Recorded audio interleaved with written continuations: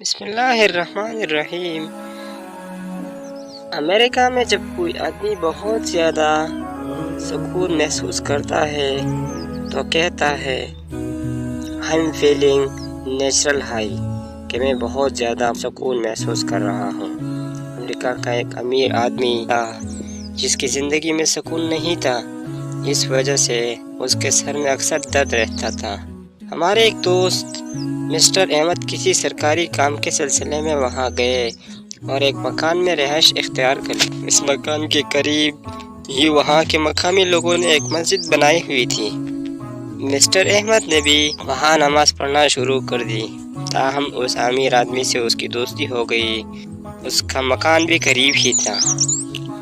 ایک دفعہ مسٹر احمد نماز پڑھنے کے لیے اپنے گھر سے نکلے تو اس انگریز نے پیچھے سے آواز دے کر کہا، مسٹر احمد ادھر آئیے، میں آپ کو گانا سنانا چاہتا ہوں۔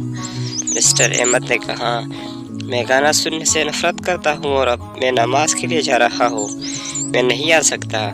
اس نے اصرار کرتے ہوئے پھر وہی بات دہرائی۔ بالآخر وہ کہنے لگا، مسٹر احمد میں آپ کو وہ گانا سنانا چاہتا ہوں جو آپ اس مینار سے روزانہ 5 مرتبہ سنتے ہو۔ مسٹر احمد فرماتے ہیں کہ میں سمجھا کہ شاید اذان کی بات کر رہا ہے، چنانچہ میں اس وقت اس کے پاس آ گیا۔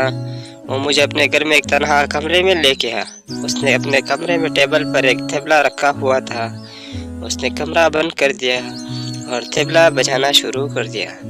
میں پریشان تھا کہ جماعت کا وقت نکل جائے گا، مگر اس نے تھوڑی دیر کے بعد طبلہ کے سر پر الحمدللہ رب العالمین پڑھنا شروع کر دی۔ میں تو سمجھ گیا کہ حقیقت میں وہ کیا پڑھ رہا تھا۔ اس نے گانے کی سر بنا کر پوری فاتحہ پڑھ دی۔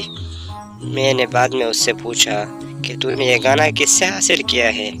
اس نے بتایا کہ مجھے بہت زیادہ ذہنی پریشانی رہتی تھی۔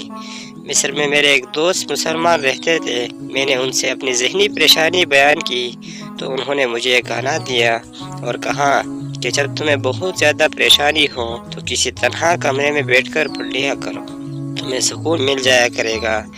اس کے بعد جب بھی مجھے کوئی پریشانی ہوتی ہے تو میں اسی طرح یہاں بیٹھ کر یہ گانا گا لیتا ہوں تو مجھے بہت زیادہ سکون ملتا ہے، اور پھر میں اپنے دوستوں کو بتاتا ہوں کہ I am feeling natural high، کہ میں قدرتی طور پر بہت زیادہ سکون محسوس کر رہا ہوں۔ میرے دوستو، جو لوگ قرآن پاک کو جانتے نہیں، مانتے نہیں، اگر وہ اس کتاب کو پڑھتے ہیں تو اس کو سکون ملتا ہے۔